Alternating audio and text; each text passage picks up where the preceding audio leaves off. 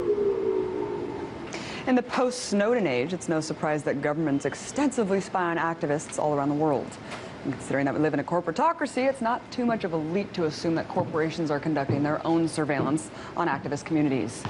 See, a new report by the Center for Corporate Policy has not only confirmed this, but has exposed just how far-reaching corporate infiltration of activist groups really is. The report also outlines the private-public partnership formed between intelligence agencies and state governments to provide legal protection for corporate CEOs to carry out espionage while subverting the democratic process. Amazingly, according to this report, as many as 1 in 4 activists could be a corporate spy.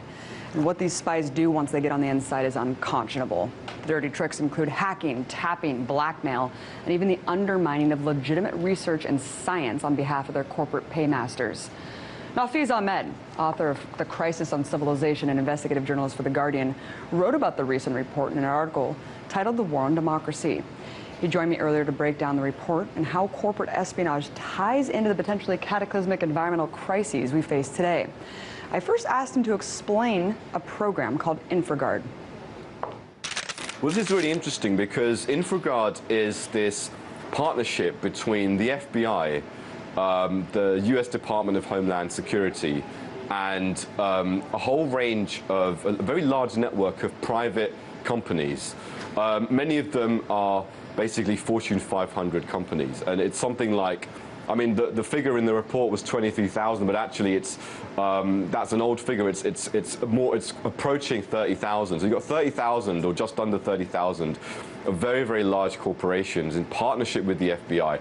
And this partnership basically involves them basically feeding information into the FBI, guiding them on what they want the FBI to basically get involved in terms of espionage, in terms of intelligence activity.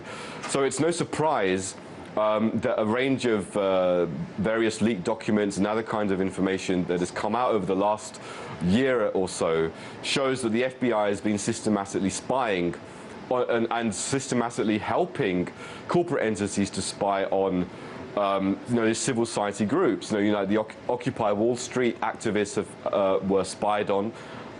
Organizations like Greenpeace have been spied on. And the pretext, unfortunately, has been terrorism. They've actually used the spectre of terrorism to justify some of these operations. But there was an investigation by the Office of Inspector General in the US Department of Justice, which looked into some of the FBI's practices over about a 5-year period in relation to these organizations. And they found out that actually there was no justification that would in any way resemble terrorism. There was no threat of violence. There was no criminal activity. And in fact, this investigation condemned the FBI and said that they really shouldn't have actually opened these investigations or continued these investigations in most cases. Speaking of justification, how is this legal, and what justification is the U.S. government using to share classified material with these giant corporations? And furthermore, what is this kind of partnership doing to the democratic process? Well, this is the thing. For the legal justification, we hear the same old mantras, of national security. Everything can be justified under national security.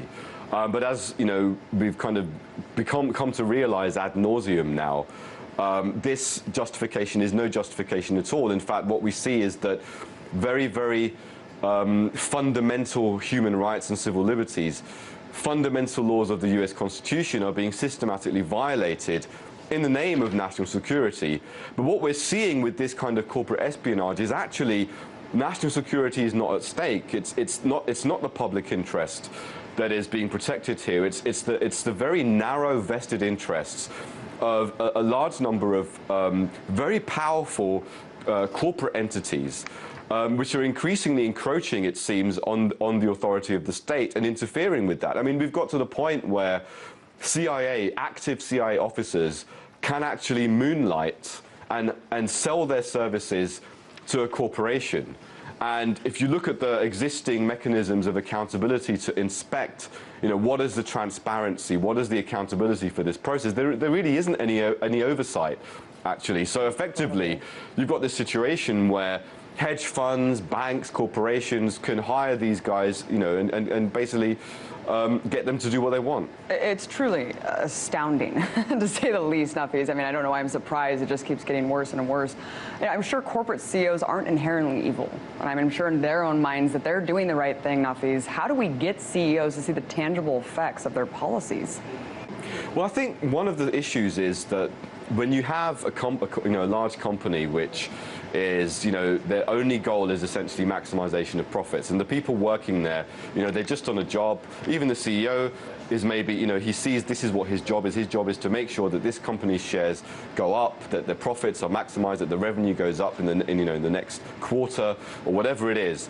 Now, when you have that kind of incentive, and it's very, very narrow, then any kind of anything which will challenge that, namely, you know, democratic action by civil society groups, which may damage the reputation of the company or expose some of the questionable things the company is doing, or just bring to light more scrutiny.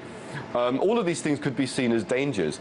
Now, when you have, you know, this kind of revolving door situation between U.S. corporations and U.S. state, where, you know, people who are sitting on boards are also sitting on boards of think tanks and also involved in national security, that's when lines become very blurred, and vested interests, you know, become mingled with public interest and state interest, and then this ideology of power begins actually to confuse the two.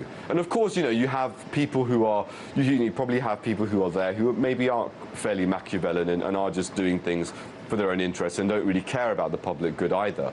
And that can create a very toxic mix. So I think what's necessary here is, one, you know, activists need to become more savvy about what happens when you get involved in activism and the dangers, but also there are a number of very interesting recommendations in the report by the Center for Corporate Policy. And among them were obviously getting Congress involved, congressmen to pass more legislation. And, you know, so obviously there needs to be more lobbying and more activity in that sense. But at the same time also, I think activists need to be a lot more aware of security issues and how they can protect themselves against this kind of espionage, this kind of intrusion. We need to be more tech savvy and more conscious of how we can actually make sure that this kind of activism is not subject to very easily to intelligence agencies or corporations unduly getting involved and unduly kind of looking at what is going on. Well, I'm glad you brought up kind of how everything's interconnected here, because of course the crisis of civilization does point that out very lucidly. And in your article, the same article that you wrote, you also talk about how the same corporations that is conducting this corporate espionage are largely responsible for climate change, Nafeez. I mean, you write, let me grab that quote here. Just last week, The Guardian revealed that 90 of some of the biggest corporations generate nearly 2/3 of greenhouse gas emissions and are thus overwhelmingly responsible for climate change. Nafeez, why is the burden of this issue on the consumer rather than these massive corporations?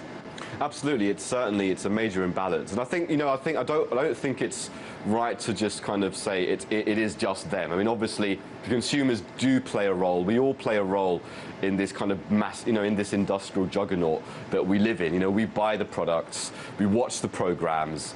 You know, we are complicit to that extent. So we have to acknowledge that. But at the same time, you know, it doesn't make sense when you look at the tiny number of corporations that are responsible. It's 90 corporations of the most powerful corporations in the world responsible for 2/3 of greenhouse gas emissions.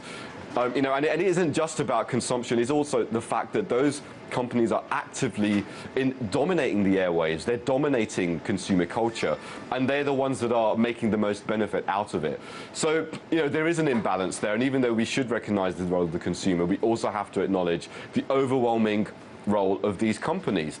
And that's very worrying, because there is recent research that has just come out in the last week, which I wrote about today in The Guardian, which just shows how devastating climate change could be in terms of its impact, its social consequences, its economic consequences. By the National Academy of Sciences has just put out a range of studies, peer-reviewed studies, which show that the impact of drought, the impact of water scarcity, the impact of agricultural collapse, as well as epidemics and diseases and things like that, could all be interacting, and that they could actually have, on a worst-case scenario, a global impact which could be very, very devastating for societies, including Europe and North America. Now, most studies kind of emphasize, the role of developing countries or poorer countries, but actually this study says that Europe and North America could be really, really badly affected by some of these impacts. So that just highlights that, even if we don't, even if we kind of just turn a blind eye and say, well, it's the company's fault, at the end of the day, we're the ones who are going to basically face the brunt of this, and it's these companies are going to continue doing what they're doing. So we really do have to start thinking about innovative ways we can challenge these companies in the way that they do things. Yeah, and here we are still arguing about whether or not climate change is real, Nafeez. I mean, it's happening right in front of us. I just think that there's so many people who think that environmental regulation or environmental reform will somehow inhibit their personal sovereignty, and it's really just beyond that, and we really need to start talking about solutions here. Let's move on to those innovative solutions. How can we take back this planet for the benefit of the people, the land, and create a system that's harmonious, not combative with nature? Yeah, absolutely. I mean, the people who are skeptical of, what governments are doing in terms of environment regulation, I sympathize with them, because the reality is that, if you look at what President Obama, for example, is pushing through, not only is it highly inadequate, but actually, a lot of those policies do benefit large corporations. A lot of those policies are about, creating a big carbon bubble that will benefit, the energy industry. So there is reason to be skeptical of the way in which government and corporations are exploiting climate change for their own interests as well, and using it to empower themselves further. Whereas what we really need is a decentralization of power. And we need, fundamentally, yes, you mentioned land, which is really important. We need to really look at who is it that owns and controls, the world, the planet's resources, and it is these tiny minority of corporations. We need to find a way to equalize the situation. How can we get to a position where actually it's the public that is able to have a stake in how energy, how water, how land, how all of these things are used? And really, we have to have a fundamental shift in our consciousness in terms of what we see as important, in terms of what are our values as human beings. What do we see as important? Is it basically a life of individualistic materialism, or is it actually, do we see ourselves as interconnected with other human beings, and actually the benefit of others is the same as our benefit? And really that kind of cultural shift is also very, very important. Thank you so much. Unfortunately, we're out of time there. Nafeez Ahmed, investigative reporter from The Guardian. Really appreciate your insight.